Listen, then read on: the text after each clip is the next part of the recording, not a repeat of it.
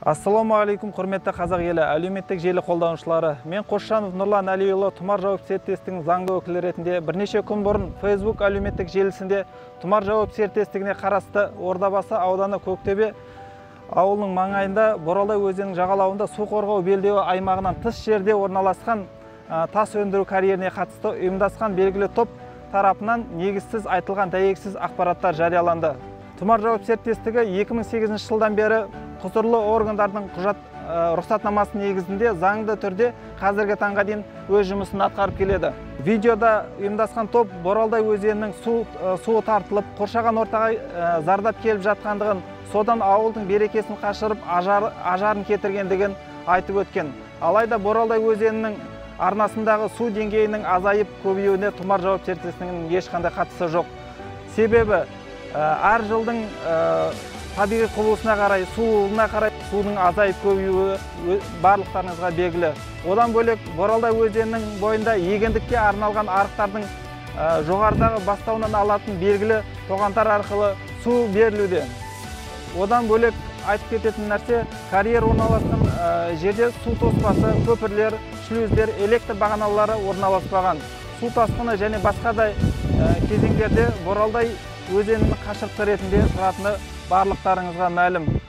Одан бөлек айта кететін нәрсе, Боралдай өзенінің суы жаз айларында егіншілікке су бұрылып, Боралдай өзенінің арнасында су азайып кететіндігі барлықтарыңызға мәлім. Карьерде Боралдай өзені де Көктөбе елді мекенінің су тасқыны кезінде басқа да төтенше жағдайлар кезінде ешқандай апатты жағдайлар туғызбайды.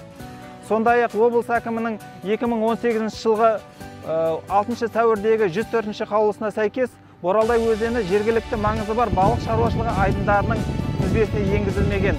Яғни бұл балық шаруашылығының ешқандай Боралдай өзеніне ешқандай қатысы жоқ. Бұл туралы Падушкин деген азамат белгілі тапсырыспен жалған ақпараттар таратып, видео түсірімдер жасап Facebook әлеуметтік желісінде таратқан. Қазіргі таңда айтылған мәселенің жауапкершілігі ішкі істер органдарында қарастырылып, тергеу анықтау жұмыстары жүргізілуде. Тағы бір айта кететін маңызды мәселе, Тұмар жауап серіктестігінің кәсіпкерлік қызметіне кедергі жасау мақсатында жеке мүлкі болып саналатын арнайы техникаларына өрт қойылып, қастандық жасалынып, Ордабасы ауданының ішкі істер органдарында тіркеліп, тергеу амалдары жүргізілуде. Бұл Көктөбе елді мекенінің белгілі ұйымдасқан тобының іс-әрекет екендігі көрініп отыр.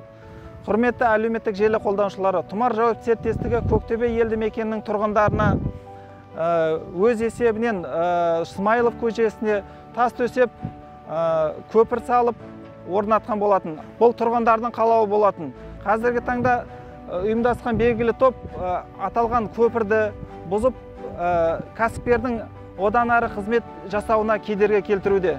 Келгенде Тұмар жауап серіктестігі Түркістан облысының құрылыс саласының дамуына өз үлесін қосып, мемлекетке салық төлеп, жергілікті халықты 30 шақты азаматты жұмыспен қамтып отыр. Өздеріңіз білетіндей, қазіргі таңда Қазақстан Республикасының президентінің кәсіпкерді қолдау туралы орта және шағын бизнеске кең жол ашу бағдарламасына сәйкес мемлекет тарапынан әлеуметтік қолдау жүзеге асырылуда. Осы орайда кәсіпкердің адал, маңдай тер еңбегін аяқасты етіп, оның құқығын таптау заңмен қудаланатындығын ескерген жөн. Сөз соңында айтарымыз, Тұмар жауап серіктестігі қоршаған ортаға ешқандай зардап келтірмегендігін және басқа да апаттарға қатысы жоқтығы уәкілетті органның, соның ішінде экология департаментінің төрағасы Жолдас мырза тарапынан да бірнеше рет тексеріліп, дәлелденіп отыр.